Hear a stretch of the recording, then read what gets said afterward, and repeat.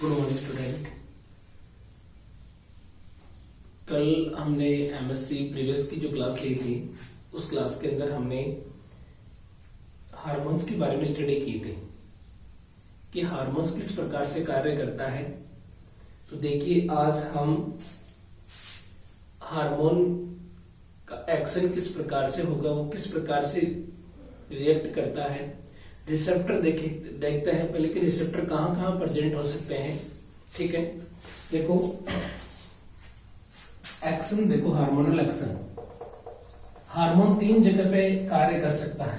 अपना रिप्रेजेंटेशन, अपना जो टारगेट ऑर्गन होता है वहां पर 3 जगह पे वो कार्य कर सकता है। अतः इसके रिसेप्टर के बेस पे डिपेंड करता है कि रिसेप्टर कहाँ प्रेजेंट है। तो सेल के, ये सेल है, इस सेल में 3 जगह होती है। एक तो होती है सेल मेम्ब्रेन,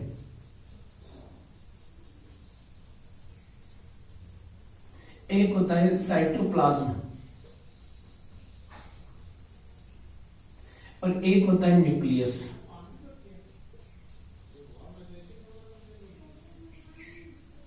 ये क्या होता है? न्यूक्लियस।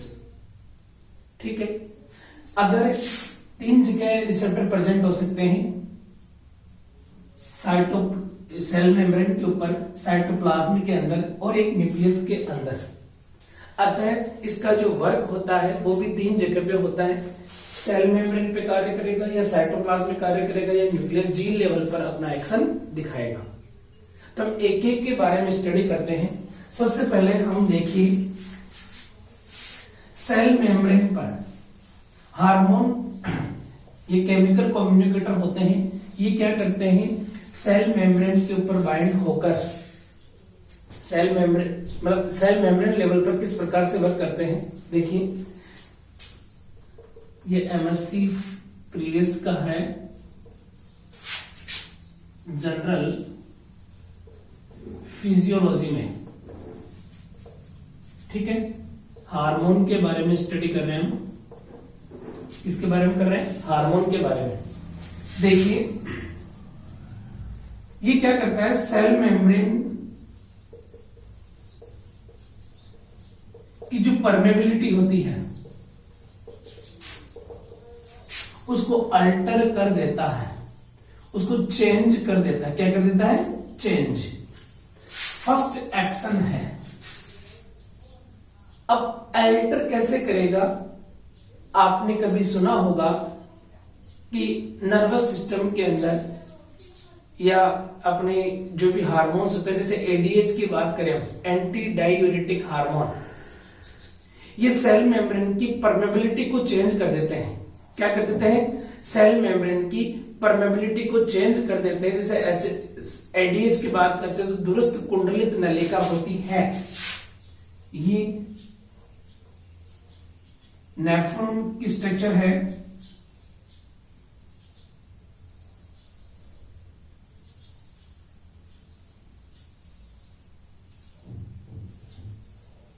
ऐसे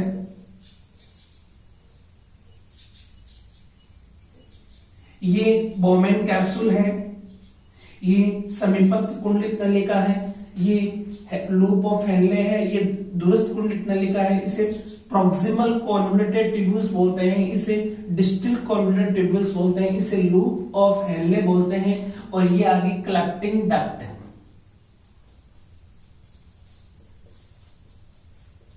ये डिस्टल कॉन्वोल्यूटेड ट्यूब्यूल्स, दूरस्थ कुंडलित नलिका। एडीएच हार्मोन, ये पिट्यूटरी ग्लैंड है, यहां से एडीएच सीक्रेट होता है और यहां पर जाके कार्य करता है और यहां पे जाके कार्य करेगा। ये मेम्ब्रेन पानी के लिए अपारगम्य होती है, लेकिन ये यहां पर इसकी मेम्ब्रेन के ऊपर बाइंड हो जाएगा और इस मेम्ब्रेन की परमेबिलिटी को चेंज कर देगा। पानी के लिए क्या कर देगा? परमेबल कर देगा। अतः पानी क्या होगा? इधर से इधर आ जाएगा, ईसीएफ में आ जाएगा यूरिन से। अतः अगर यूरिन डाइल्यूट यूरिन सीक्रेट हो रहा है तो एडीएच सीक्रेट होकर क्या करता है? कंसंट्रेट यूरिन को सिक्रेट करता है, क्योंकि यूरिन में से पानी को क्या करता है, निकाल लेता है। कैसे निकालेगा, इस मेम्ब्रेन की परमेबिलिटी चेंज होते ही ये H2O इस यूरिन से इधर ECF में चला जाता है। ठीक है, एक दूसरा एग्जांपल हम और देख सकते हैं, नर्वस सिस्टम में भी देख सकते हैं कि किस प्रकार से परमेबिलिटी चेंज होती है। देखिए,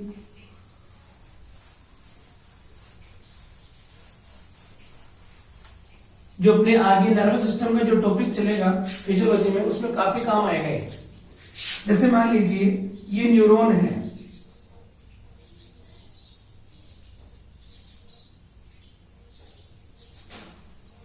इस न्यूरॉन का एंड पार्ट ये है, ये एक्सॉन कहलाता है।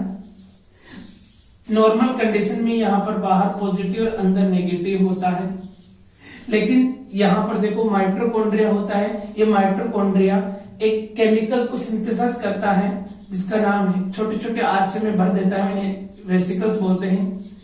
उस केमिकल का नाम है एसिटाइल कोलिन, एक न्यूरोट्रांसमीटर है। क्या है, न्यूरोट्रांसमीटर। और न्यूरोट्रांसमीटर में देखिए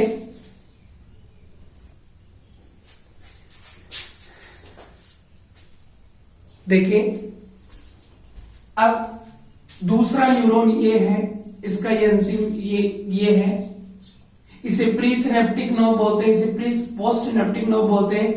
इस मेम्ब्रेन को बोलते हैं प्री सिनेप्टिक मेम्ब्रेन, इसे बोलते हैं पोस्ट सिनेप्टिक मेम्ब्रेन। ये हमने पढ़ा है, बीएससी में पढ़ा है और लोअर क्लासेस में स्टडी की है। ठीक है, अब जैसे यहां पर एक्शन पोटेंशियल पहुंचता है, एक्शन पोटेंशियल का मतलब हो गया कि सोडियम का अंदर आना, जिससे क्या होगा, अंदर पॉजिटिविटी हो जाएगी और बाहर नेगेटिविटी हो जाएगी। -75 MV से किधर किस में कन्वर्ट हो जाएगा, +35 MV में कन्वर्ट हो जाता है विब्रेट का अंदर। और जैसे एक्शन पोटेंशियल पहुंचता है, कैल्शियम आयन क्या करते हैं, यहां पर पड़े रहते हैं, इसके गेट खुल जाते हैं और कैल्शियम आयन अंदर आ जाता है। अंदर आकर क्या करता है, इसको तोड़ देता है। तोड़ने के बाद में ये एक्सोसाइटोसिस की क्रिया के द्वारा क्या करता है, ये बाहर निकल आता है केमिकल हार्मोन टाइप में। अब ये क्या करेगा, यहां पर ऑलरेडी बाहर पॉजिटिव होता है सोडियम पोटेशियम पंप के कारण, ये यहां पर जाकर बाइंड हो जाएगा। इसके ऊपर रिसेप्टर है, इस मेम्ब्रेन पे क्या है, रिसेप्टर। अब बात आ रही है सेल मेम्ब्रेन की परमेबिलिटी कैसे चेंज होती है। ये जो न्यूरोट्रांसमीटर है एसिटाइल कोलिन, ये क्या करता है, यहां पर जाकर बाइंड हो जाएगा, यहां पर बाइंड होगा और एक कॉम्प्लेक्स बनाएगा, neuro transmitter receptor complex, NTRC।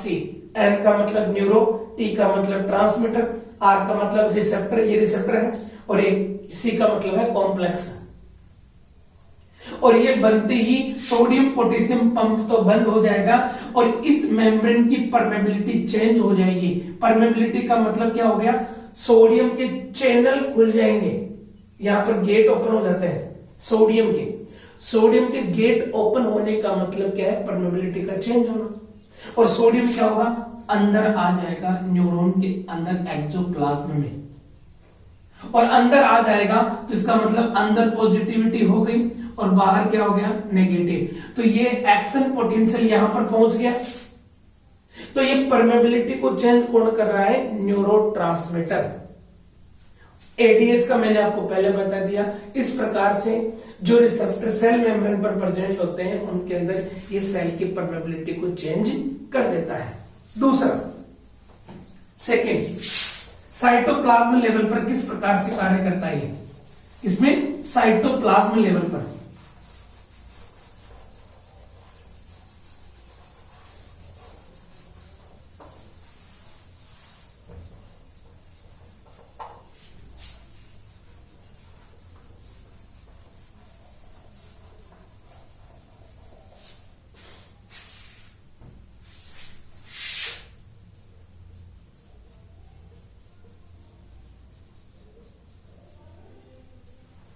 देखो, जैसे मैं आपको एक सेल का एक साइड का पोर्शन बना रहा हूं,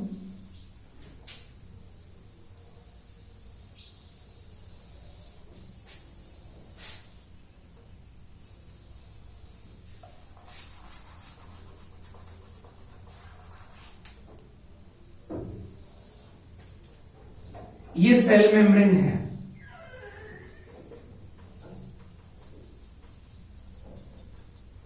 और ये साइटोप्लाज्म है।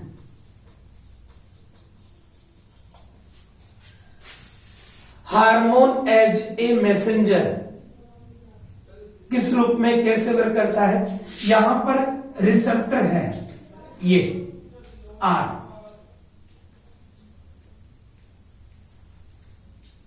ठीक है, और इस रिसेप्टर के साथ में एक जी प्रोटीन जुड़ी हुई है जिसमें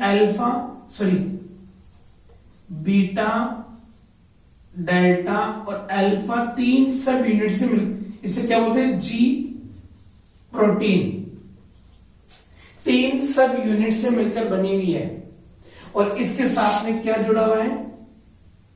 जीडीपी।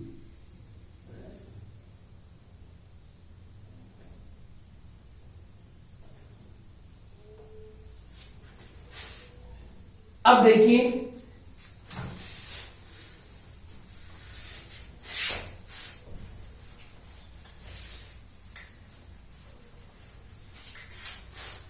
कोई भी हार्मोन यहां पर आएगा, ये हार्मोन है, और हार्मोन यहां पर आकर जुड़ जाएगा और क्या बनाएगा? हार्मोन रिसेप्टर कॉम्प्लेक्स का फॉर्मेशन करता है। इसका फॉर्मेशन करेगा hormone receptor complex, HR complex. इसे बोलते हैं हम, इस हार्मोन को बोलते हैं प्राइमरी मैसेंजर, और इसके जुड़ते ही इस जी प्रोटीन के क्या हो जाएंगे? इसके जुड़ते ही क्या होगा? जी प्रोटीन ब्रेक होगी, बीटा और डेल्टा तो एक डायमर के रूप में और अल्फा अलग हो जाएगा, और अल्फा क्या करेगा? यहां पर पड़ा रहता है एडिनाइल साइक्लेज, एक एंजाइम है यहां पर। इस एडिनाइल साइक्लेज एंजाइम को एक्टिवेट करता है, अंदर भेजता है, और अंदर एटीपी को ये क्या करता है? कन्वर्ट कर देता है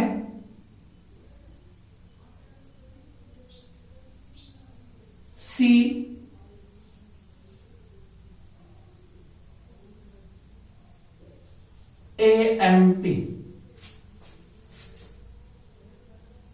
किसमें कन्वर्ट कर रहा है? CAMP, cyclic adenosine monophosphate. और CAMP क्या करता है? प्रोटीन काइनेज का फॉर्मेशन करेगा, और ये क्या करेगा? अपना रेस्पॉन्स दिखाता है। अब देखिए, CAMP को यहां पर कहा गया है सेकेंडरी मैसेंजर। क्या कहा गया है? सेकेंडरी मैसेंजर, ठीक है। प्राइमरी मैसेंजर क्या है? यहां पर ये जो साइटो सेल मेम्ब्रेन पर आकर बाइंड होता है, यहां पर CAMP ATP को किस में कन्वर्ट कर दिया? CAMP में बदल गया ये, साइक्लिक एडेनोसिन मोनोफॉस्फेट। और CAMP क्या है? एक सेकेंडरी मैसेंजर है जो क्या करता है? प्रोटीन काइनेज का फॉर्मेशन करेगा, और ये क्या करेगी? रेस्पॉन्स दिखाएगा। रेस्पॉन्स कहां पर हो रहा है? साइटोप्लाज्म में। कहां पर हो रहा है? साइटोप्लाज्म में। कौन कर रहा है? CAMP। CAMP बना किससे? हार्मोन के कारण, ठीक है। तो CAMP सेकेंडरी मैसेंजर है। तो इस प्रकार के लेवल को क्या बोलते हैं हम? साइटोप्लाज्म लेवल का फंक्शन, एक्शन।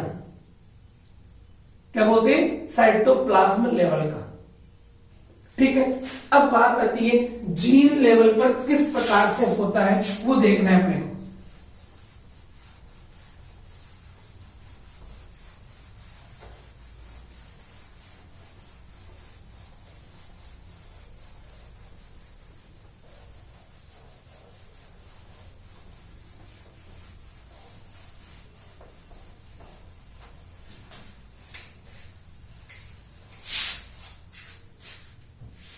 अब आता है तीसरा,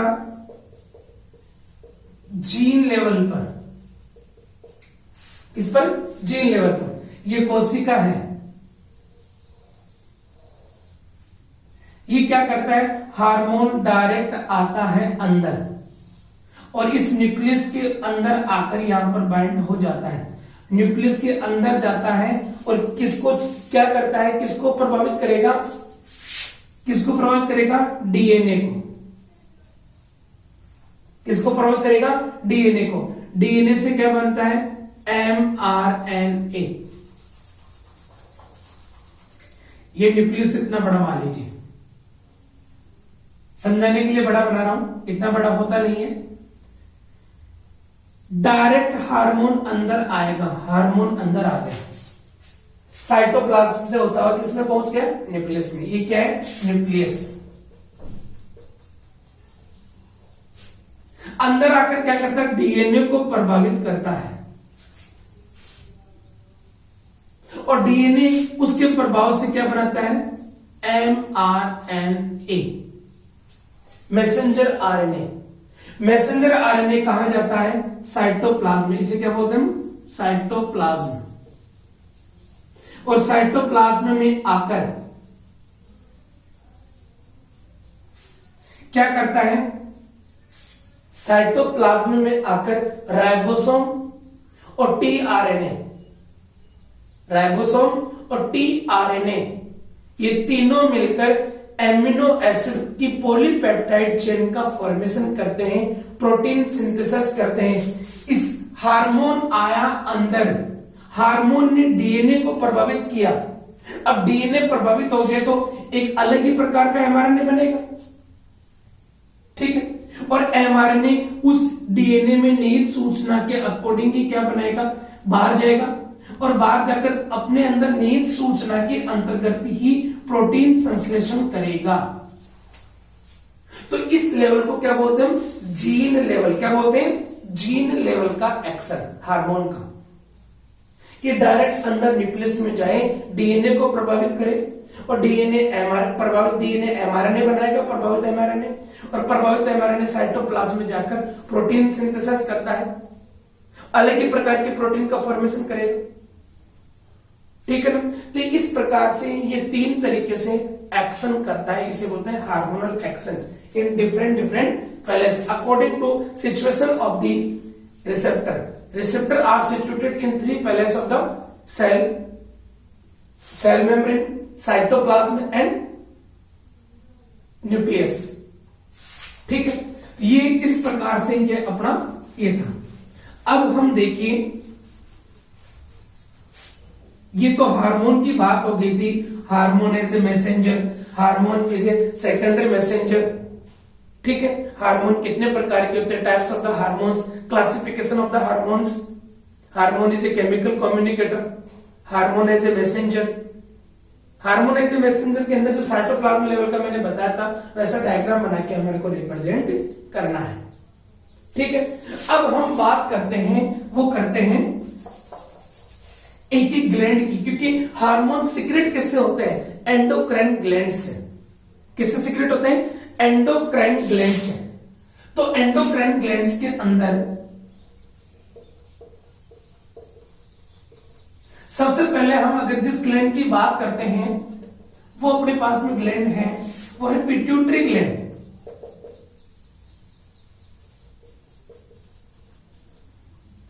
हम जो हमारे सिलेबस में है, पिट्यूटरी ग्लैंड है, थायराइड ग्लैंड है, ठीक है। थर्ड जो अपने पास में ग्लैंड है वो है एड्रिनल ग्लैंड है। फोर्थ है ओवरी है, फिफ्थ है टेस्टिस है, सिक्स नंबर की है पैंक्रियाज है। तो हम एक एक ग्लैंड के बारे में डिटेल से स्टडी करेंगे।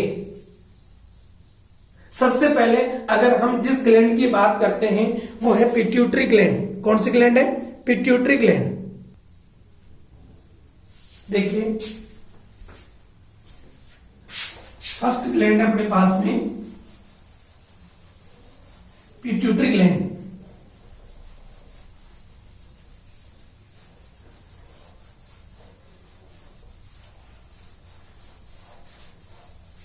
ये ब्रेन में स्थित होती है, हाइपोथैलेमस के जस्ट नीचे की तरफ। कहां पर प्रेजेंट होती है? हाइपोथैलेमस के नीचे की तरफ। इसे हाइपोफाइसिस भी कहा जाता है। क्या बोलते हैं? हाइपोफाइसिस ग्लैंड भी कहा जाता है। ठीक है, और ये उच्च कशेरुकियों के अंदर एक आवश्यक रूप से पाई जाने वाली एक चीफ ग्लैंड है। ठीक है, और ये जो ब्रेन होता है उसके प्रॉक्स रूप से जुड़ी होती है। दूसरी ओर अनेक एंडोक्राइन ग्लैंड्स होती है। उन एंडोक्राइन ग्लैंड्स और जितने भी सिस्टम होते हैं, ऑर्गन सिस्टम होते हैं, उनको कंट्रोल करने का कार्य करती है। ठीक है, अतः ये ब्रेन और एंडोक्राइन सिस्टम के मध्य मुख्य भूमिका निभाती है। एक कड़ी है ब्रेन और जितने भी एंडोक्राइन सिस्टम होता है उनके बीच में एक लिंक है। ठीक है, पिट्यूटरी ग्लैंड, इसकी उत्पत्ति होती है एम्ब्रियोनिक एक्टोडर्म से। अब एक्टोडर्म और एंडोडर्म और मेसोडर्म क्या होती है? 3 जर्मिनल लेयर होती है। कितनी जर्मिनल लेयर होती है? 3 जर्मिनल लेयर। गैस्ट्रुलेशन के दौरान कोरक खंड 3 स्तरों में अरेंज हो जाते हैं, जिसे हम एक्टोडर्म, मेसोडर्म और एंडोडर्म।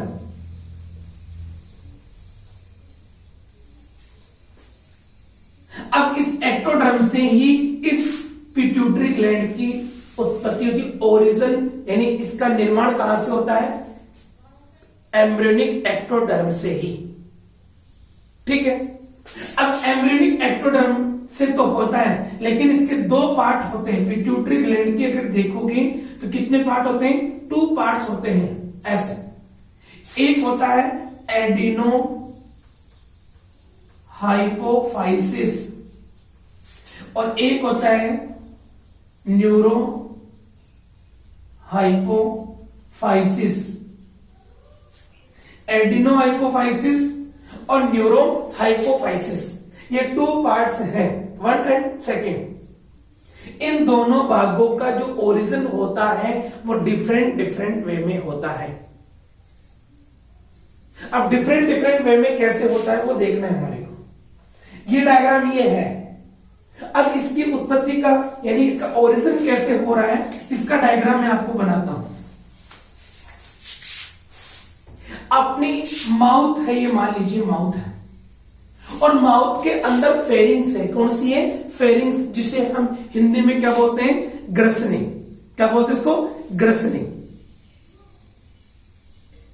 ठीक है, ग्रसनी का जो पृष्ठ भाग होता है, डोर्सल भाग में एक विकसित रेस्टेड पाउच आता है। रेस्टेड पाउच, ये फेरिंग्स है। ये क्या है? फेरिंग्स है। ये बक्कल केविटी है, ये इतना का क्षेत्र, और बक्कल केविटी के आगे की तरफ ये क्या है? फेरिंग्स है। और इस फेरिंग्स की जो ये छत होती है, जिसे हम डोर्सल सरफेस बोलते हैं, इसमें पाउच होता है ऐसा। ये पाउच धीरे धीरे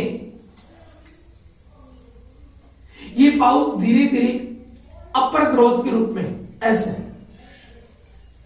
ऐसे बढ़ता जाता है, और धीरे धीरे इसकी लंबाई बढ़ती जाएगी ऐसे। ऊपर की तरफ क्या होता है? हाइपोथैलेमस होता है। क्या होता है? हाइपोथैलेमस। न्यूरो हाइपोफाइसिस का कैसे बनता है? एक हाइपोथैलेमस में नीचे की तरफ आउट ग्रोथ होती है, डाउन ग्रोथ, इसे क्या बोलते हैं, डाउन ग्रोथ। ऐसे नीचे की तरफ एक पाउच बनता है, ग्रोथ बनती है, ऐसे नीचे की तरफ बढ़ता जाता है। Hypothalamus is a part of brain. ये नीचे की तरफ बढ़ रहा है, ये ऊपर की तरफ बढ़ रहा है। ऐसे जैसे जैसे ऊपर की तरफ बढ़ता जाएगा, इसका जो ये संकीर्णन है, ये जो जॉइंट है, ये सिकुड़ता जाएगा, नैरो होता जाएगा ऐसे। और लास्ट में होगा क्या, लास्ट में जाकर ये यहां से कनेक्शन हट जाएगा और ये ऐसे जुड़ जाएगी और ये इसके साथ में बाइंड हो जाती है। ये नीचे बढ़ जाएगा थोड़ा सा और ऐसे। अब मैं इसको हटा दूं, मान लीजिए देखने के लिए, तो एक ये ग्लैंड बन गई 2 पार्ट वाली। इसका फॉर्मेशन कहां से हुआ, हाइपोथैलेमस की डाउन ग्रोथ के द्वारा, और इसका फॉर्मेशन कहां पर हुआ, फेरिंक्स की अपर ग्रोथ के द्वारा। एक डायवर्टिकुलम स्ट्रक्चर बनती है। इस प्रकार से ये एडेनोहाइपोफाइसिस कहलाता है, ये क्या कहलाता है, न्यूरोहाइपोफाइसिस, और ये एडेनोहाइपोफाइसिस। अब पिट्यूटरी ग्लैंड की हम नेक्स्ट क्लास के अंदर इसकी स्ट्रक्चर पढ़ेंगे। ये हमने इसकी क्या पढ़ी है, इसकी डेवलपमेंट पढ़ा है कि कैसे इसका डेवलपमेंट होता है, ओरिजिन कैसे होता है। तो इसका डेवलपमेंट एक्टोडर्म से होता है, दोनों क्षेत्रों का एक्टोडर्म से होता है, लेकिन इसका होता है फेरिंक्स के द्वारा और इसका होता है ऊपर की तरफ हाइपोथैलेमस के डाउनवर्ड ग्रोथ के द्वारा। ठीक है, तो हम नेक्स्ट क्लास के अंदर पिट्यूटरी ग्लैंड की स्ट्रक्चर, उसके द्वारा सिक्रेटेड हार्मोन्स की डिटेल से स्टडी करेंगे। जय हिंद।